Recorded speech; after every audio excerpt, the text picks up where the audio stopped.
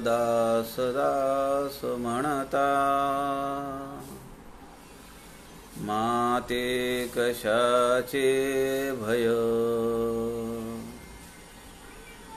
रामा जाईन ज्या स्थळी सुख घना, होईल तेथे जय. रामाया भुवनत्रयी तुझ विना, नाही तुझा तारक. रामा तू सकलार्थ पूर्ण करीशी, तू तात मी बालक. शुका सारिखे पूर्ण वैराग्य ज्याचे, वसिष्ठा परी ज्ञान योगेश्वराचे.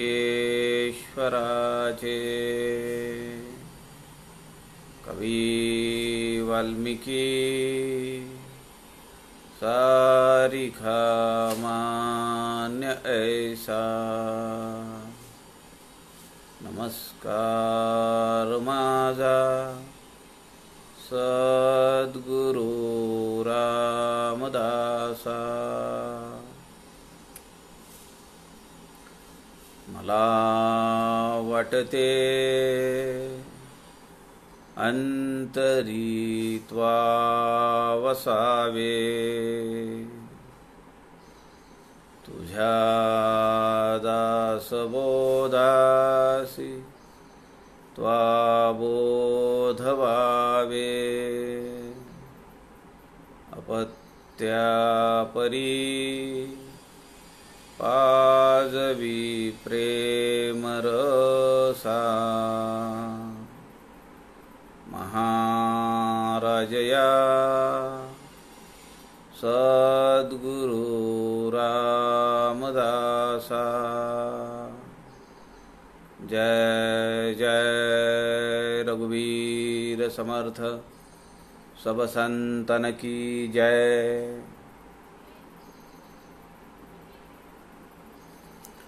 सज्जन हो, नमस्कार.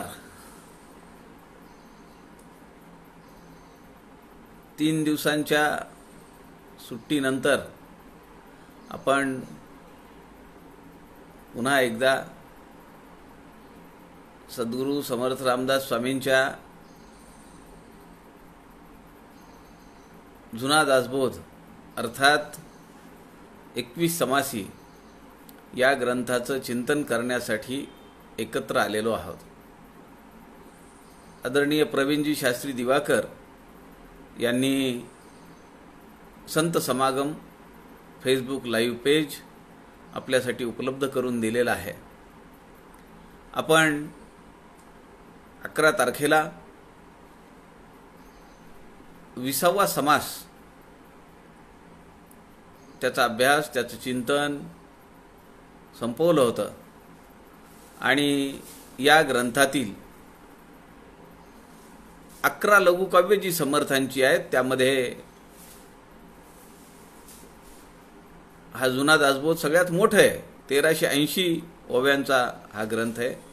या ग्रंथातील शेवटचा समास, ज्याचं नाव आहे अनुर्वाच्य समाधान,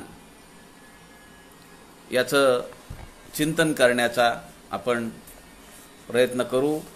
समर्थ रामदास स्वामींनी या समासामध्ये काय उपदेश आपला पहिला शिष्य श्री उद्धव यांना केला आहे त्याचा विचार आपण पाहूया. श्रीराम समर्थ. श्रीराम. पहिले समासी निरूपण लिहिले आहे मंगळाचरण, गणेश शारदा सद्गुरु खूण. पुढील ऐका श्रीराम.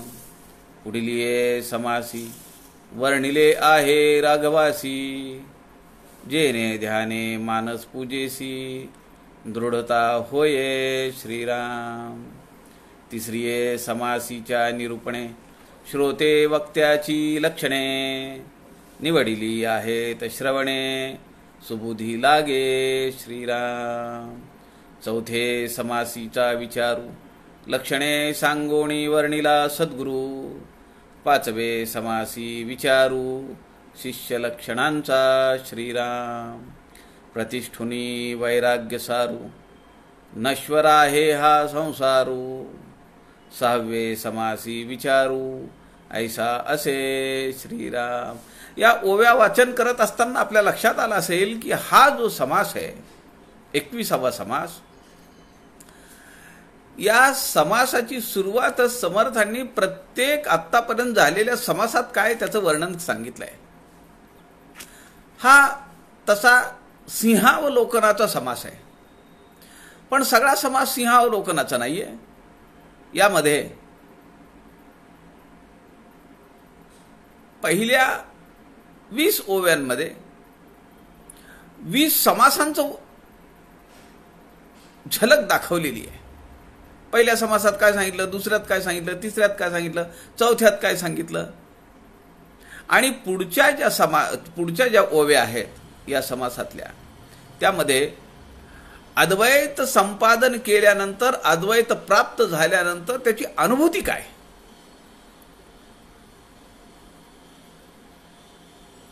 ते वर्णन केलेलं आहे।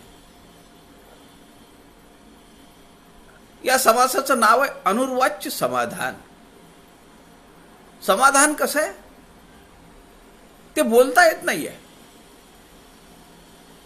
अनुर्वाच्य, वाचेमध्ये त्याला धरता येत नाही। परा पश्यंती मध्यमा वैखरी, कुठल्याही वाचेत त्या समाधानाला धरता येत नाही। कारण ते समाधान कसं आहे, परे खालते, त्याला कसं धरणार, त्याला कसं स्फुरणरूप करणार, त्याला कसं ध्वनिमय करणार, त्याला कसं नादमय करणार, त्याला कसं शब्दमय करणार वैखरीतून प्रकट करण्यासाठी। म्हणून ते अनुर्वाच्य आहे, समाधान आहे। त्याला नेहमीच आपला एक दृष्टांत आहे।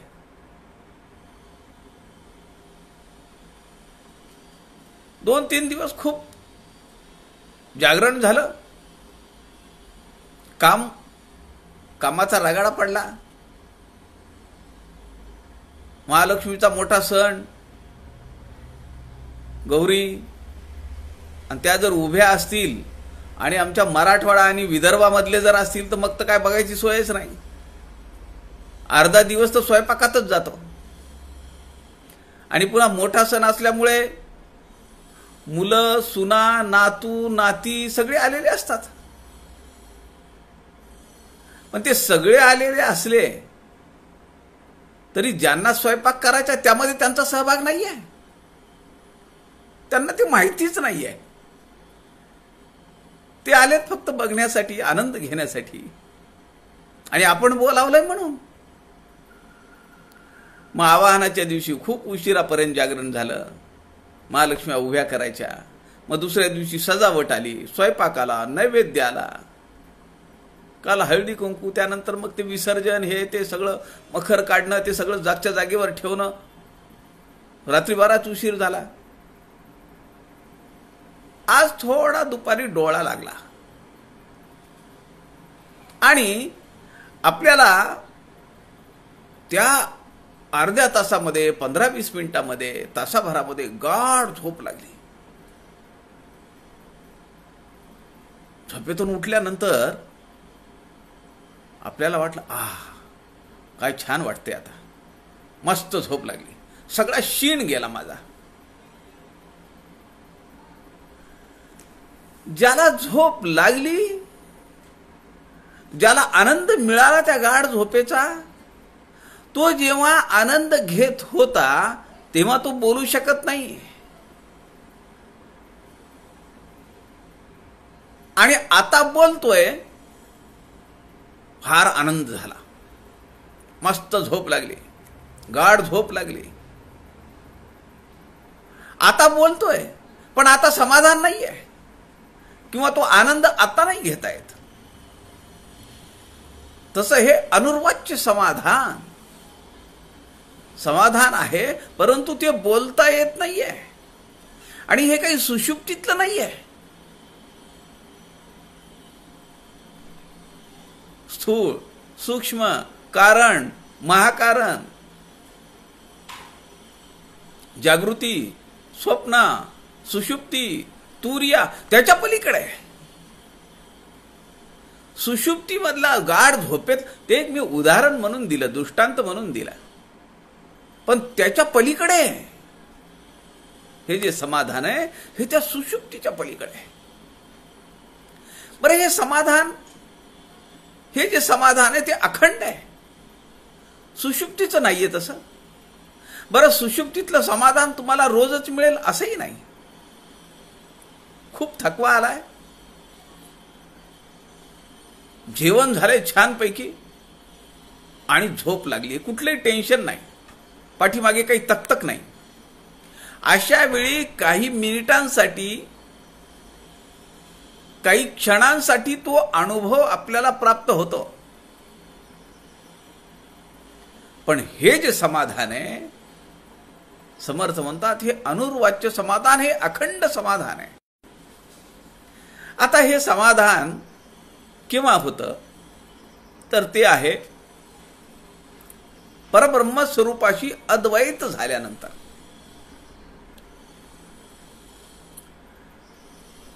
आणि त्याची अनुभूती आहे ही. हे समाधान मिळणं म्हणजे परब्रह्माची प्राप्तीनंतर जी प्रचिती आहे.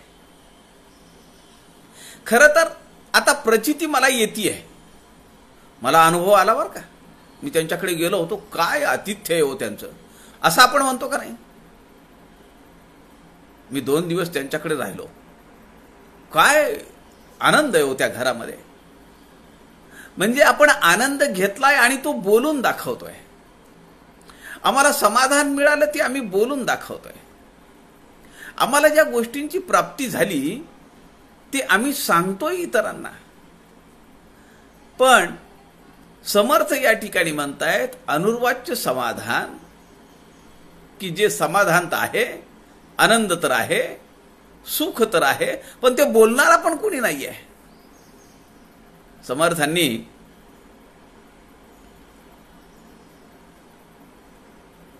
तिसऱ्या समासात आपल्याला सांगितलं की हा जो ग्रंथ लिहिला, या ग्रंथाचं नाव रामदास. एका ठिकाणी असं उल्लेख आहे की या ग्रंथाचं नावच रामदास आहे.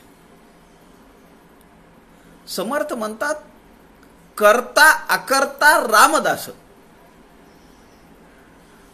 माझ्याकडून झाला पण मी ग्रंथ केलेला नाहीये. म्हणजे त्याचं करते पण तर नाहीच. मी हे केलंय, माझ्याकडनं घडलंय, मी लिहिलाय, मी उपदेश केलाय, हाच भाग तर मुळातच नाहीये. पण मी हे केलेलं नाही सांगण्यासाठी सुद्धा कुणी उरलेलं नाहीये. याला म्हणायचं अनुर्वाच्य समाधान. पहिल्या 20 ओव्यांमध्ये प्रत्येक समासाचं वर्णन आहे. पहिले समासी निरूपण, लिहिले आहे मंगळाचरण, गणेश शारदा सद्गुरु खूण, पुढील ऐका. समर्थ या ठिकाणी म्हणतात की पहिल्या समासामध्ये मंगळाचरणावर निरूपण केलं, कारण ग्रंथाची सुरुवात आहे. ग्रंथाची सुरुवात असली की आपल्याला काय अगोदर मंगलाचरण असतं. गणपतीचं स्तवन, शारदेचं स्तवन, संतांचं स्तवन, सद्गुरूंचं स्तवन, श्रोत्यांचं स्तवन. समर्थांनी तर परमार्थ स्तवन सांगितलं, समर्थांनी सभा स्तवन सांगितलं. अहो, ज्या ठिकाणी सभा भरली आहे, आध्यात्मिक सभा, त्या जागेचं सुद्धा स्तवन केलंय समर्थांनी. अत्यंत विरळा संत आहेत राष्ट्रगुरु समर्थ रामदास. पहिल्या समासामध्ये समर्थ सांगतात लिहिले आहे मंगळाचरण, गणेश शारदा सद्गुरु खूण, पुढील ऐका. पण यातलं आपल्याला गंमत माहिती आहे. हा समास केवळ 27 ओव्यांचा आहे. बाकीचे समास 50, 60, 70 पर्यंत आहेत. 104 ओव्यांचा समास आहे शिष्यलक्षण. याचा अर्थ आपल्याला नक्की असा अंदाज बांधता येईल की जुना दासबोध या ग्रंथातील पहिला जो समास आहे मंगलाचरणातला, त्यातल्या काही ओव्या गहाळ झालेल्या आहेत. हे नक्की आहे.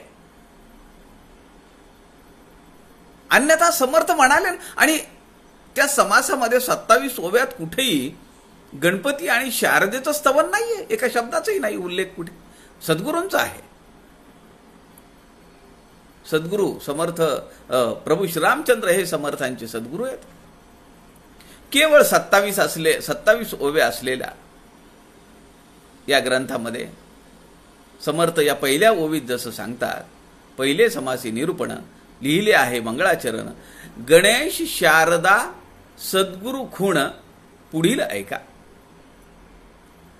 इथं गणपती आणि शारदेचा संदर्भ कुठेही आलेला नाही. यावरून असं वाटतं की या समासातल्या काही ओव्या गहाळ झालेल्या असाव्यात की ज्यामध्ये समर्थांनी गणपती आणि शारदेचं स्तवन केलेलं आहे. या समासामध्ये पहिल्या समासामध्ये 5वी ओवी आहे. वायुचेनी बळे शब्दासी सामर्थ्य होय निश्चयसी, तैसी सद्गुरु कृपा मानसी उद्गार काढी श्रीराम. समर्थांनी सद्गुरूंची या एका ओवीमध्ये प्रभू श्रीरामचंद्रांबद्दल, आपल्या सद्गुरूंबद्दलची अत्यंतिक कृतज्ञता व्यक्त केली आहे. वायू आम्हाला श्वसनासाठी आवश्यक आहे.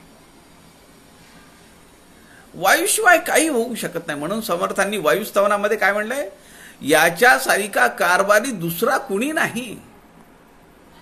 वायूसारखा कारभारी दुसरा कुणी नाही. कारभारी म्हणजे मुख्य माणूस. वायूचेने बळे शब्दासी सामर्थ्य होय निश्चयशी. शब्द बाहेर पडायचा आहे म्हणजे त्याला वायूची गरज आहे. मनुष्य जिवंत कुठलाही प्राणी जिवंत राहायचा असेल तर त्याला वायूची गरज आहे. तसं तैसी सद्गुरु कृपा मानसी उद्गार काढी. एका शब्दाचा उद्गार काढायचा असेल, एक शब्द म्हणायचा असेल तरी सद्गुरूंची कृपा असल्याशिवाय काहीही होऊ शकत नाही. सद्गुरूचं स्तवन मात्र समर्थ रामदासांच्या या काही ओव्यांमध्ये पहिल्या समासात आढळतं. बाकी गणेश आणि शारदेचं स्तवन मात्र कुठल्याही त्या पहिल्या समासात आढळत नाही. यावरून आपल्याला निश्चित असं म्हणता येतं की पहिल्या समासातल्या काही ओव्या गहाळ झालेल्या आहेत. पुढील समासी वर्णिले आहे राघवासी, जेने ध्याने मानस पूजेसी दृढता होय. समर्थ म्हणतायत की दुसऱ्या समासाचं नाव आहे रघुनाथ ध्यान. पण आता इथेही तशीच परिस्थिती आपल्याला आढळेल. नाव रघुनाथ ध्यान आहे, पण प्रभू श्रीरामचंद्रांचं कुठलंही स्तवन त्यात नाहीये. म्हणजे त्यातल्या सुद्धा काही ओव्या या आताच्या 21 समासी दासबोधामध्ये नाहीयेत. समर्थ म्हणतात, तुझं समुदाव दासांचा रघुनाथाचं ध्यान, रघुनाथाबद्दल प्रभू श्रीरामचंद्रांबद्दलची ते स्तवन वगैरे त्यात नाहीये.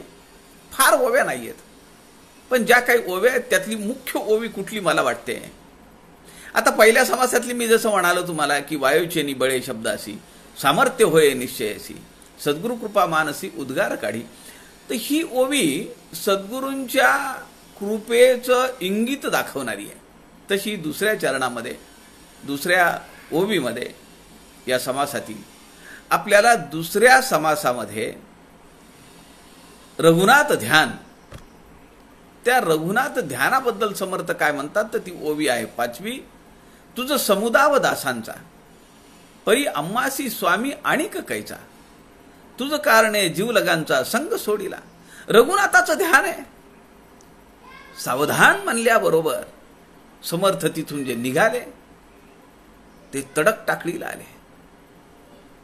आपलं गाव सोडला, आईला सोडलं, बहिणी, मित्र, ज्येष्ठ बंधू, सवंगडी सगळ्यांचा त्याग केला. ध्यास एकच आहे, मला माझा राम भेटला पाहिजे.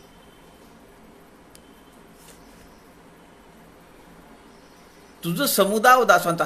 या ठिकाणी या ओवीमध्ये समर्थ म्हणतायत की रामा तुला तर काय, तुझ्याकडे शिष्यांची अगणित संख्या आहे. किती सेवक आहेत तुमच्याकडे, किती दास आहेत तुमच्याकडे, तुम्हाला खूप आहे हो. परी आम्हासी स्वामी आणि कैचा, पण तुमच्याशिवाय आम्हाला कुणी नाहीये तारणहार. आम्हाला एकच तुम्ही तारणहार आहेत. तुम्ही आमचे स्वामी आहात, तुम्ही आमचे सद्गुरू आहात, तुम्ही आमचे मायबाप आहात. तुझं कारण आहे जीवलगांचा संग सोडिला. म्हणजे समर्थांची मानसिकता आपल्या लक्षात आली पाहिजे. मी घराचा, मित्रांचा, आईचा, भाऊ बहिणींचा त्याग करून आलो. आणि म्हणून त्या समासाचं नाव आहे रघुनाथ ध्यान. तिसरीये समासीच्या निरूपणे श्रोते वक्त्याची लक्षणे निवडिली आहेत श्रवणे सुबुद्धी लागे. तिसऱ्या समासामध्ये समर्थ सांगतात श्रोता वक्ता त्याच्यावर निरूपण केलेलं आहे. श्रोता कसा असला पाहिजे, वक्ता कसा असला पाहिजे. आणि या समासातली तिसऱ्या समासातली जी ओवी आहे ती ओवी 8वी मला मुख्य वाटते. जैसेची बोलणे तैसीच क्रिया. अत्यंत वर्मावर बोट ठेवलेलं आहे समर्थांनी. आणि या समासातली ही मुख्य ओवी वाटते, साराची ओवी वाटते. जैसेची बोलणे तैसीच क्रिया, ऐसा वक्ता जोड लिया, तत्काळ बाणे श्रोतया अंगी निरूपण. अहो वक्ता तर बोलतो, खूप लोक आहेत, असंख्य लोक आहेत बोलणारे अध्यात्मावर, आणि ऐकणारे त्याच्या हजारो पटीत आहेत. पेंडॉल पुरत नाहीत, म्हणून मोठे स्क्रीन करून लावावे लागतात लोकांना ऐकण्यासाठी. पण वक्ता बोलून जातो, श्रोता ऐकतो आणि या कानाने ऐकून या कानाने सोडून देतो. किंवा वक्त्याला जेव्हा तो नमस्कार करायला जातो तेव्हा ते ऐकलेलं सगळं तुमच्या चरणांजवळ तुम्हाला परत केलं असं म्हणून नमस्कार करून निघून जातो. किती जणांमध्ये फरक पडतो. ही ओवी मूळ आहे, का नाही फरक पडत. समर्थ म्हणताय जैसेची बोलणे तैसीच क्रिया. हे अत्यंत विरळ आहे.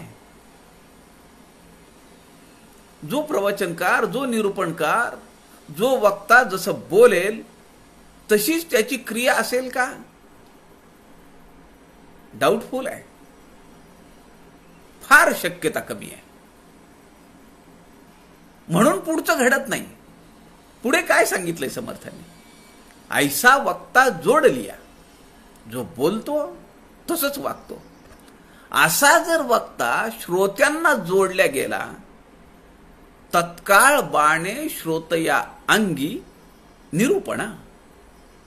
ते जे निरूपण झालेलं आहे, ते जे विवेचन झालेलं आहे, ते त्या श्रोत्याच्या अंगी तत्काळ लागू होतं. त्याच्या आचरणामध्ये, क्रियेमध्ये फरक पडायला चालू होतो. हे जर होणार नसेल, लक्षात घ्या, समर्थ म्हणतात श्रोत्याच्या अंगी जर आचरणात फरक पडत नसेल तर त्याचा दोष कुणाला आहे, वक्त्याकडे. हे इनडायरेक्टली आहे.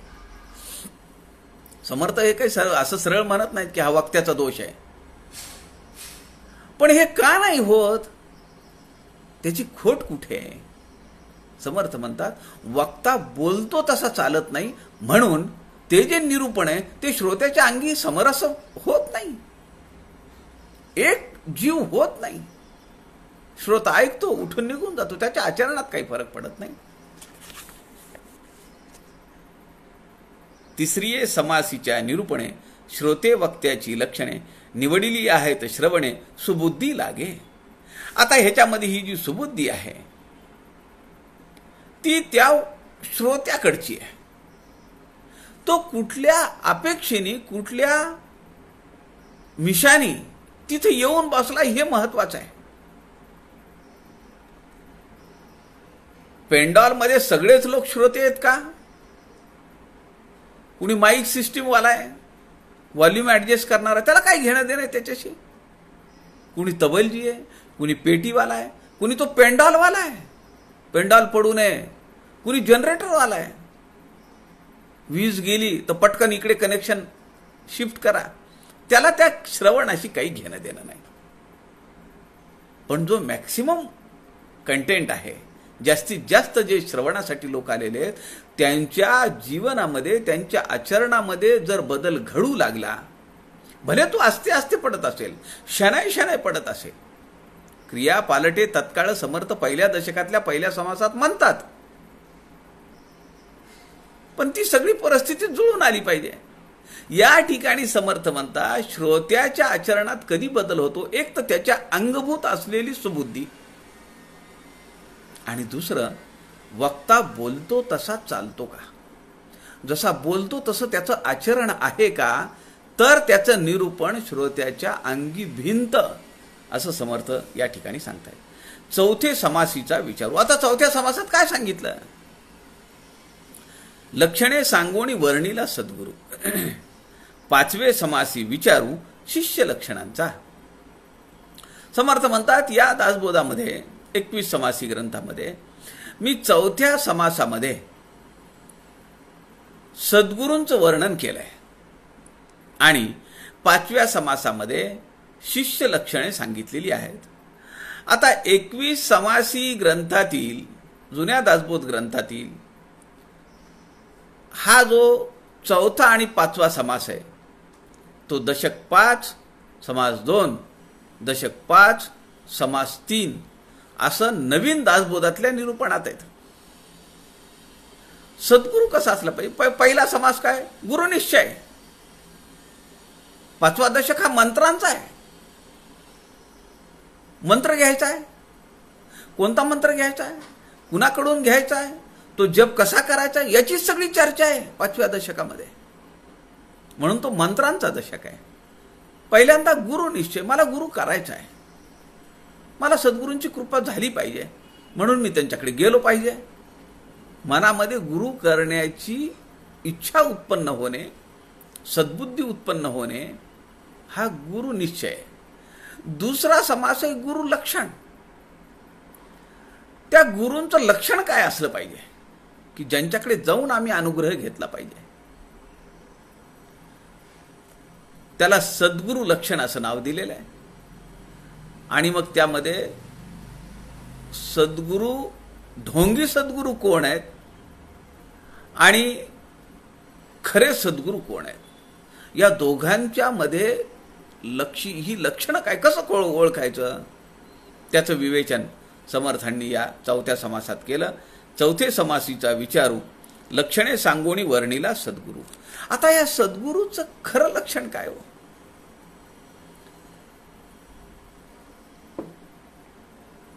म्हणजे मुख्य लक्षण काय की ज्याच्याकडे आपण सद्गुरू म्हणून पाहावं? या समासातली मुख्य ओवी मला वाटते, जो ब्रह्मज्ञान उपदेशी, अज्ञान अंधारे निरशी, जीवात्मा परमात्मा याशी ऐक्यता करी. या समासामध्ये दुसऱ्या अनेक ओव्या आहेत की जो त्या वस्तूला दाखवतो, त्याला परब्रह्म स्वरूपाला दाखवतो, तिकडे घेऊन जातो, त्याच्या जीवनातून अज्ञान काढतो, अंधाकारातून त्याला बाहेर काढतो. पण या ओवीमध्ये, ओवी क्रमांक 9 मध्ये समर्थ म्हणतात, जो ब्रह्मज्ञान उपदेशी, तो उपदेश कशाचा करतो? ब्रह्मज्ञानाचा उपदेश करतो. अज्ञान अंधारे निरसी, आपल्या शिष्याच्या जीवनातला अज्ञान रूपी अंधकार तो काढून टाकतो, त्याचं निरसन करतो. दूर करतो नव्हे, त्याचं निरसन करतो, काहीच ठेवत नाही खाली. अंधकार किंवा तो अज्ञान जो आहे तो त्याचा लेश सुद्धा राहत नाही. बरं, एवढंच आहे का? पुढची ओवी महत्वाची आहे, पुढचा चरण, जीवात्मया परमात्मयाशी ऐक्यता करी, तो सद्गुरू आहे. या जीवाला त्या परमात्म्याची त्याचीच तो अद्वैत करतो, ऐक्यता करू घडवून आणतो. तो नुसतं दाखवत नाही हे परब्रह्म स्वरूप आहे, हे निर्गुण निराकार आहे, असं नाही दाखवत.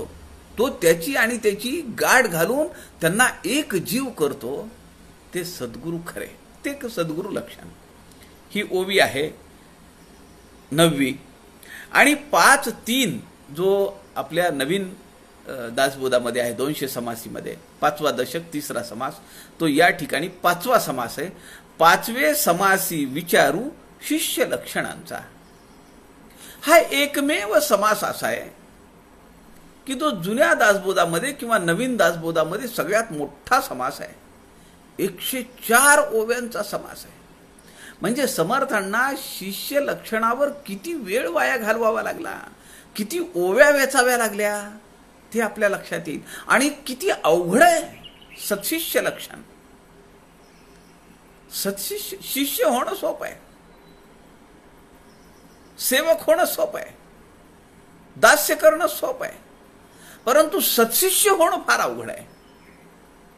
आणि म्हणून 104 ओव्या सगळ्या दासबोधामध्ये, जुन्या दासबोधातील 21 समासामध्ये किंवा नवीन दासबोधातील 200 समासामध्ये, इकडे 5वा समास आहे, तर नवीन दासबोधामध्ये हा 5व्या दशकातला 3रा समास आहे, सत्शिष्य लक्षण. आणि तो 104 ओव्यांचा सगळ्यात मोठा समास आहे हा.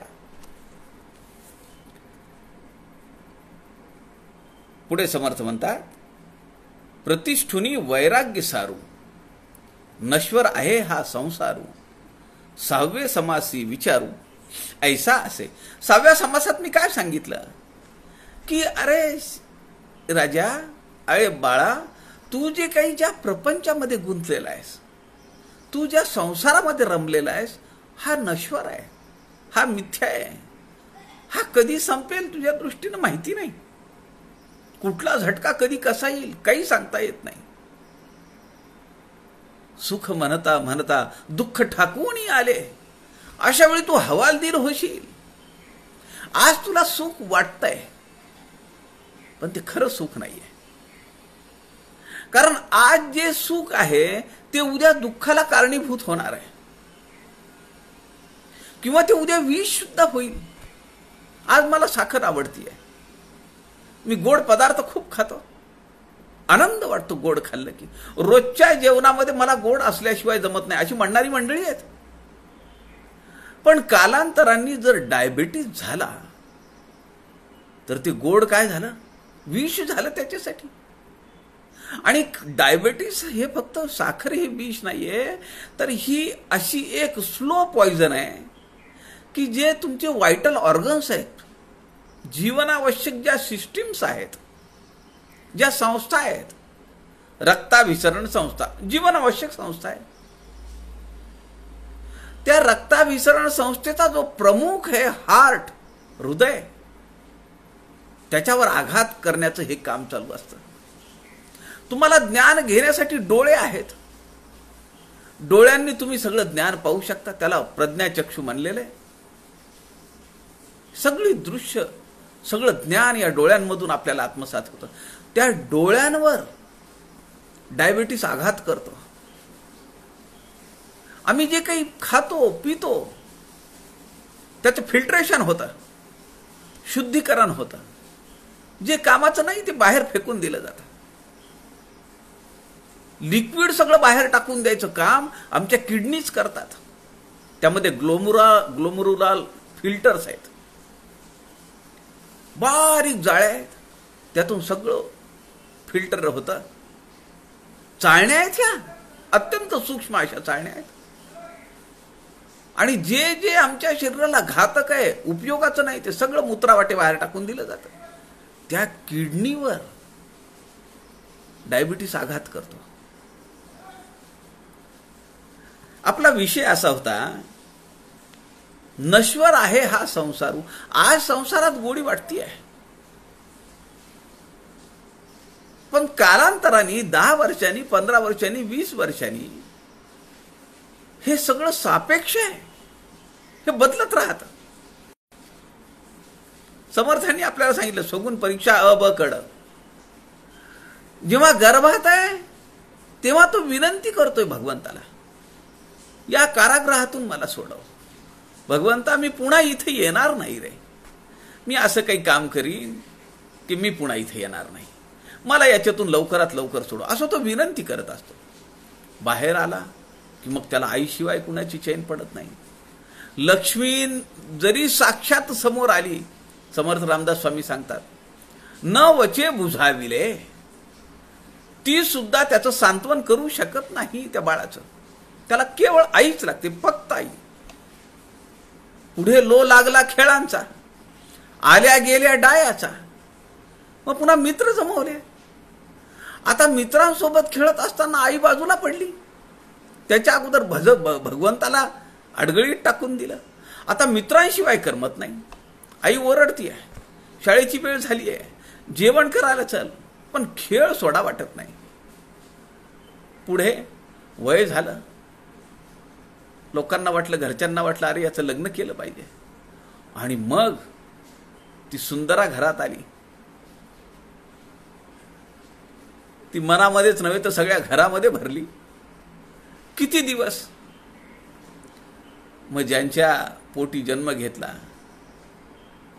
माय बापे नीच उत्तर देई, वेगळा निघे. कुणासाठी? म्हणजे कशी स्थित्यंतर होत जात आहेत. संसार हा कायम सुखी नाहीये. नंतर मग मुलं, त्यांची शिक्षण, त्याच्यामध्ये रेटारेटी, ओढाओढी, ताण. मग पुन्हा ती बायको पण नकोशी वाटायला लागते. समर्थ म्हणतायत, नश्वर आहे हा संसारू, सहावे समासी विचारू, सगुण प्रतिष्ठुनी वैराग्य सारू, ऐसा असे. मग प्रतिष्ठापना कशाची केली? आता हे सगळं लक्षात आल्यानंतर प्रतिष्ठापना केली वैराग्याची, आणि याचं नाव आहे वैराग्य निरूपण. यातली 21वी ओवी आहे या समासातली, वैराग्य निरूपण, समास क्रमांक 6. ती ओवी सांगतीये, भावे भजनी जे लागले ते ईश्वरी पावन झाले, भावार्थ बळे उद्धरिले पूर्वज तेही. फार महत्वाची समर्थ म्हणतायत, भावे भजनी जे लागले, वैराग्य प्राप्त झालं, प्रपंचाची आसक्ती संपली, आता आवड नाही. ज्या भगवंताला कळवळा केला, अर्थता केली, आता त्याची जवळीक वाढली. म्हणजे जिथून सुरुवात झाली तिथंच पुन्हा आपण येतो. पृथ्वी गोल आहे. जिथून सुरुवात केली, आपण यात्रा सुद्धा तशाच करतो का नाही? आपण अष्टविनायक गणपतीची यात्रा करतो, ते ठरलेलं आहे असं शास्त्र सांगतं, लोकही सांगतात. पहिल्या गणपतीची सुरुवात केली यात्रेला, 8 गणपती झाल्यानंतर पुन्हा पहिल्या गणपतीचं येऊन दर्शन घ्यायचं. म्हणजे काय झालं? यात्रा पावन झाली. आता इथं गर्भामध्ये असताना जो भगवंताची आर्ततेने प्रार्थना करतो की भगवंता मला इथून सोडव रे, फार मी त्रासून गेलो या ठिकाणी, मला हलता येत नाहीये, पाय हलवता येत नाही, हात हलवता येत नाही, मला श्वास घेता येत नाही माझा, मला काही खाता येत नाहीये, जे मिळेल ते मला पचवावं लागतं, डायरेक्ट पोटात जातं, त्याला चव नाही, ढव नाही, काही नाही. ती एक स्टमक ट्यूबच आहे का नाही? ज्यांना घशाचा कॅन्सर होतो, तोंडाचा कॅन्सर होतो, तोंडाने गिळता येत नाही, अशांना काय करतात, पोटाला स्टमकला एक ट्यूब टाकतात आणि जे काही पातळ करायचं, ज्यूस वगैरे करायचा ग्राइंडर मिक्सरमध्ये, आणि ते त्या ट्यूबमधून पोटामध्ये सोडायचं. आता पोटामध्ये काय चाललंय ते मला माहिती नाही. ते गोड आहे का तिखट आहे काही कल्पना नाही, थंड आहे का गरम आहे काही कल्पना नाही. अशी स्टमक ट्यूब 9 महिने आपण सांभाळतो. हात हलवता येत नाही, पाय हलवता येत नाही, डोकं हलवता येत नाही. किती अवघड पोझिशन आहे ती. तिथं जी आर्तता आहे ती पुन्हा शेवटी जीवनाच्या शेवटी येते आणि मग असं वाटतं की भगवंताखेरीज माझा त्राता कुणीही नाहीये. वैराग्य उपत्तिष्ठले समर्थ म्हणतात. समर्थातली संसारातली असारता लक्षात आली, त्यातलं मिथ्यत्व लक्षात आलं. ज्यांना मी माझं माझं माझं म्हणलं त्यांनी माझ्यात पाठीत खंजीर खुपसला. हरकत नाही, खंजीर नाही खुपसला मी म्हणेन, पण ज्यांच्याकडनं मी अपेक्षा केली होती ते नॉट टू मार्क सुद्धा आले नाहीत, ॲव्हरेज मार्क पर्यंत पण आलेले नाही आहेत. उलट त्यांनी मला कष्टच दिले, त्यांनी मला यातनाच दिल्या. हे जाणवतं. समर्थांनी या 6व्या समासामध्ये संसारातली असारता सांगितली आणि वैराग्य प्रतिष्ठापना केली. वैराग्य आल्यानंतर समर्थ म्हणतात भावे भजनी जे लागले. अनेक लोक भजनाला जातात, भजन करतात, ते ईश्वरी पावन झाले. पावन होण्यापर्यंतची अवस्था आम्ही मिळवली आहे का? भजन करणं वेगळं. जसं समर्थ म्हणतात की जैशीची बोलणे तैशीच क्रिया, ऐसा वक्ता जोडलिया. अरे वक्ता बोलतो पण ते समरस झालं नाही, भिनलं नाही श्रोत्यामध्ये. का नाही भिनलं?